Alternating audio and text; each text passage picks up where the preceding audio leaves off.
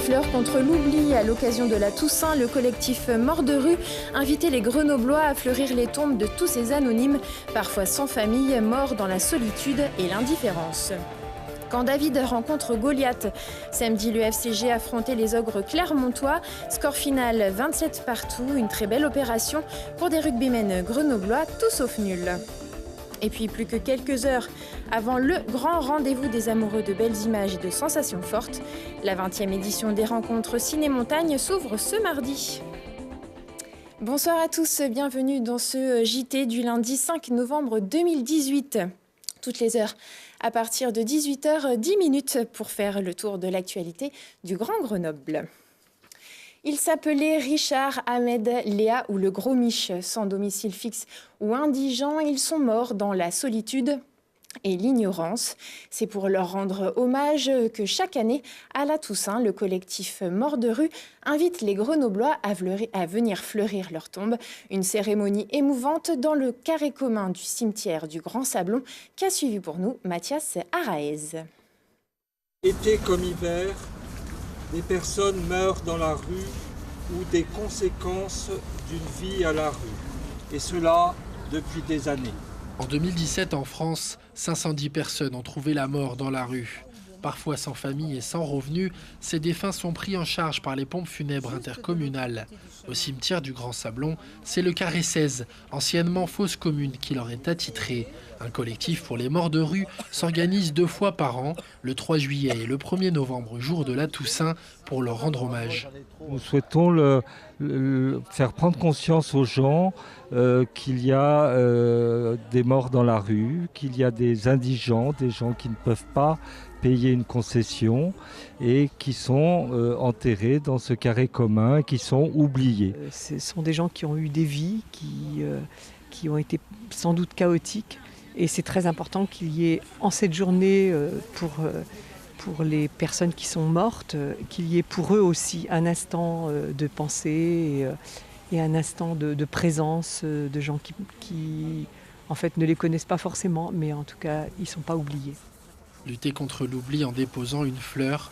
En 2012, l'INSEE dénombrait 141 000 personnes dans la rue. Leur espérance de vie n'excède pas 50 ans, contre 82 pour le reste de la population. Et depuis janvier 2018, 8 personnes ont été inhumées dans le carré commun du cimetière de Grenoble.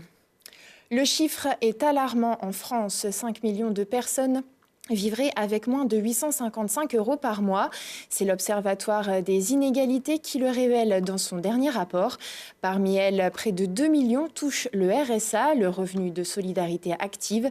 Ce mardi, ce sont ces allocataires que le département de l'Isère organise un marché aux actions d'insertion. Ici, pas de tomates ni de courgettes, mais des stands, des témoignages et des mises en situation concrète. Avec un seul objectif, s'informer et échanger autour de 4 thèmes, les déplacements, le marché de l'emploi, l'entourage et le bien-être. Cette journée, à l'initiative des travailleurs sociaux, se déroulera de 9h30 à 12h30 et de 13h30 à 16h30 au prisme de Cessin. Ils sont passés à un poteau de l'exploit samedi. Le FCG affrontait Clermont, leader super puissant de top 14. Dans un stade des Alpes en ébullition, score final 27 partout. Malgré des fautes grossières de plaquage, les Rouges et Bleus ont copieusement fait souffrir les Clermontois, menant même de 11 à 13 à la mi-temps. Le résumé de cette folle rencontre avec Lucille Dailly.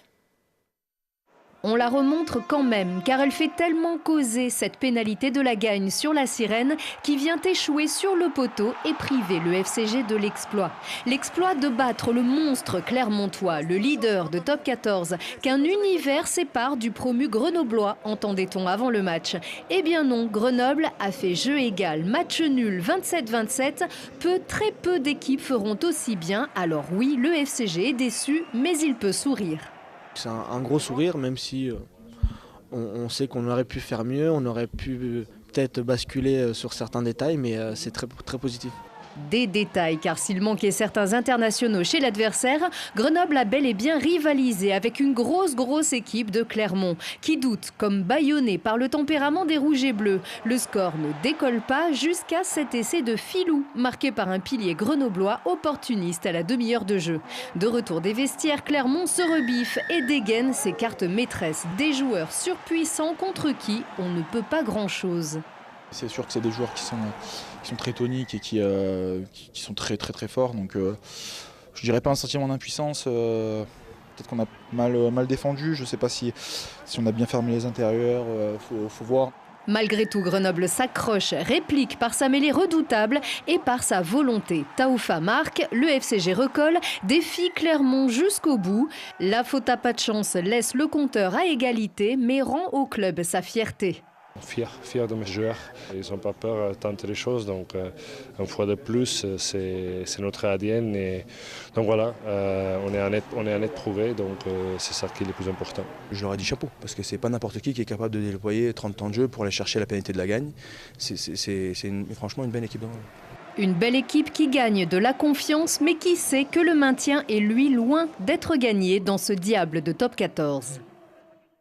11e du top 14 après la 9e journée, les joueurs du FCG vont pouvoir profiter de la trêve internationale pour se refaire une petite santé et peaufiner leur tactique.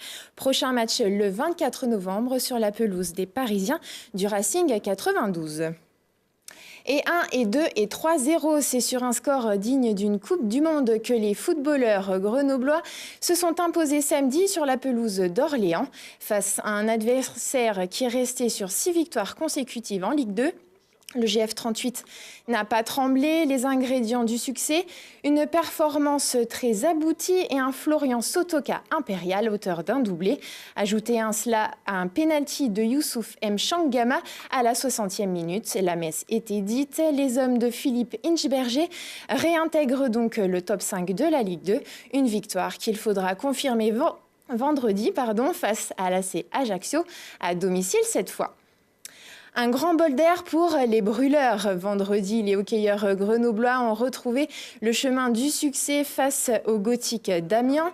Après plusieurs revers en Ligue Magnus, les hommes d'Edo Terglav s'imposent 2-1 sur la glace de Pôle Sud. Une victoire dans la douleur qui permet aux brûleurs de loup de conforter leur 2e place au classement général derrière Rouen.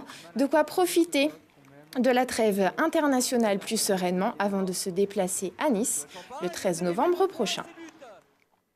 Pas de pitié pour les déchets, des bouteilles en plastique, des canettes et même des extincteurs. Aujourd'hui, jeter ces ordures dans la nature est devenu monnaie courante. Pour lutter contre ces incivilités, les initiatives citoyennes se multiplient. Samedi, ils étaient une dizaine devant le musée dauphinois à ramasser ces déchets en tout genre. Des justiciers de la propreté armés d'une paire de gants et de grands sacs plastiques. 6 mètres cubes de détritus ont tout de même été collectés. L'opération est renouvelée tous les samedis matins à différents endroits de la ville. Prochain rendez-vous ce samedi à 10h devant le musée de Grenoble. À 20h15 et 23h15, ne manquez pas Si on parlait. Thibault Leduc et ses invités partiront pour une balade musicale et cinématographique avant le début des rencontres Ciné-Montagne et retrouveront le temps de vivre avec le festival Mamasté. Et justement, on se quitte avec un petit avant-goût de la 20e édition des rencontres Ciné-Montagne. Du 6 au 10 novembre, les amoureux de montagne et de sensations fortes se donnent rendez-vous dès 19h30 au Palais des Sports de Grenoble. Ce mardi, les organisateurs vous proposent donc de voyager en musique avec des musiciens en tournée dans les refuges, une plongée spéléo dans les grottes haïtiennes et un film Odyssée en hommage à Sa Majesté la Montagne. Des images et des invités que j'aurai le plaisir de vous faire découvrir ou redécouvrir dans des Si on parlait spéciales rencontres. Rendez-vous donc dès mercredi 20h15 et 23h15. D'ici là, très belle soirée à tous.